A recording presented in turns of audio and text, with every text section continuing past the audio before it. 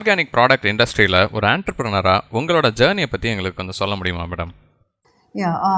இந்த தொழில் நான் தொடங்கும்போது 2014 நாங்கள் இதை ஸ்டார்ட் பண்ணோம்.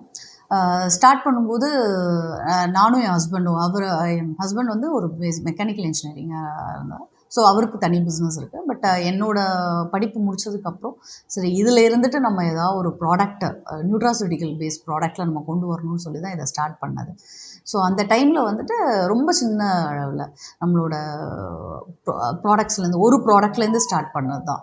அந்த ப்ராடக்ட்லேருந்து ஸ்டார்ட் பண்ணிவிட்டு இன்றைக்கி ஆஃப்டர் 9 இயர்ஸில் வந்து ஆல்மோஸ்ட் நம்ம ஒரு 8 ப்ராடக்ட்ஸ் நம்மளோட 8 ப்ராடக்ட்ஸுமே வந்து கம்ப்ளீட்டாக நம்மளே R&D பண்ணி இதில் எப்படி ஒரு வித்தியாசத்தை கொண்டு வரலாம் அதை பேஸ் பண்ணி தான் நம்ம இந்த பிஸ்னஸ் நம்ம எடுத்துகிட்டு வந்தோம்.